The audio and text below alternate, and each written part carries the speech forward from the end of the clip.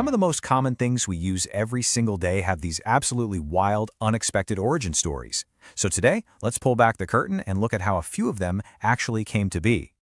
All right, let's start with a little bit of a mystery. I want you to think about these three things: a microwave oven, a potato chip, and a Post-it note.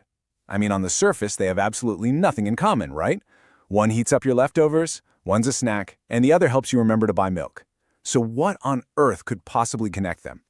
Well, the answer, believe it or not, is that every single one of them was a mistake. Yep. They were the result of lab experiments gone totally wrong, curious observations, and just pure, simple chance. Nobody planned them. They just happened. You know, this whole phenomenon of the happy accident actually has a name, and it's the core idea we're going to dive into today. It's called serendipity.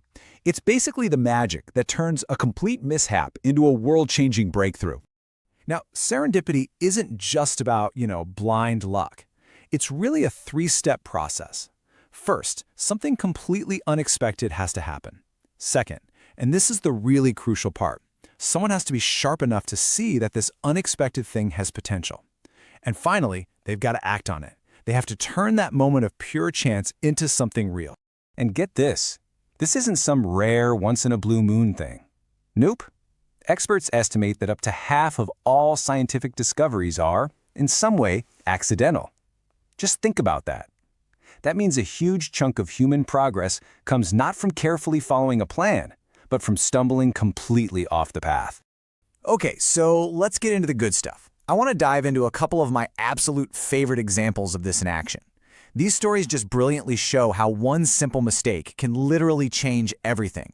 First up, the microwave oven. So back in 1945, an engineer named Percy Spencer was working with something called a magnetron. It's a key part of radar systems. And he noticed that a candy bar in his pocket had completely melted. Now, come on, most of us would just be annoyed about the sticky mess, right? But Spencer, he was curious. He grabbed some popcorn kernels, put them near the device, and bam, they started popping all over the lab. In that moment, he realized the microwaves were cooking the food. A failed radar test led directly to one of the most common kitchen appliances on the entire planet. How wild is that?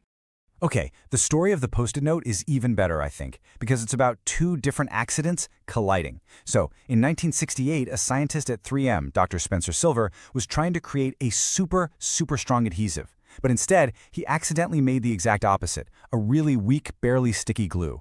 It was a total failure for what he was trying to do. But he didn't throw it out. Fast forward a few years.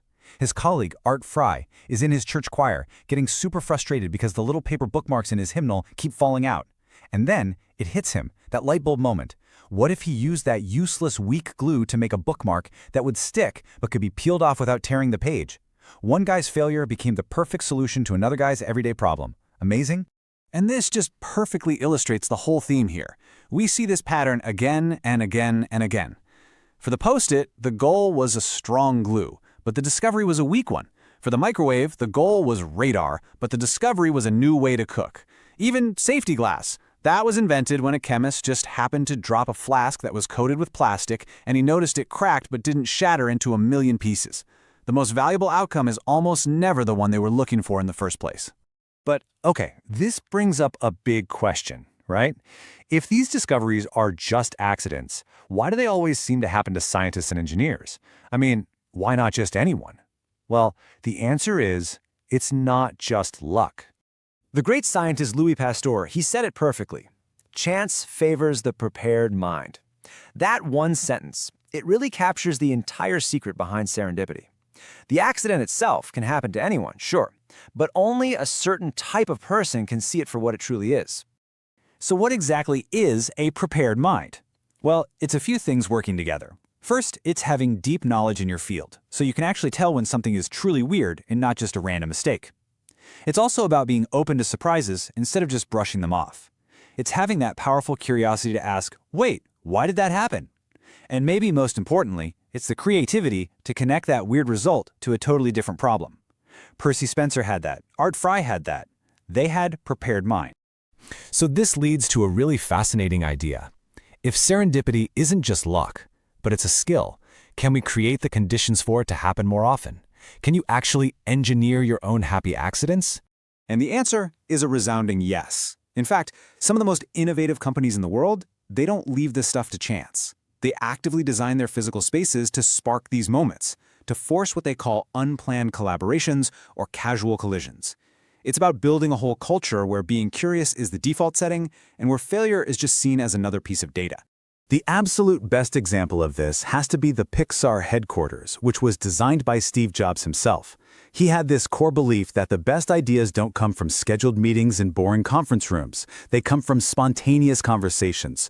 So he designed the entire building around one massive central atrium. He put everything there: the mailboxes, the cafe, the meeting rooms. Even the only 2 sets of bathrooms in the whole building were right there in the middle. He literally forced computer scientists to bump into animators, who would then bump into writers. He was building an architecture for happy accidents. It was genius. So here's the crucial point of all this. The history of innovation teaches us that mistakes, failures, and those unexpected detours, they aren't things to be afraid of. They are often the very source of our greatest leaps forward. Which really leaves us with one final thought for you to take away. What's the melted candy bar in your pocket? What's the failed, weak glue that you've just created? What happy accident is sitting right there in front of you, just waiting for a prepared mind, like yours, to notice it?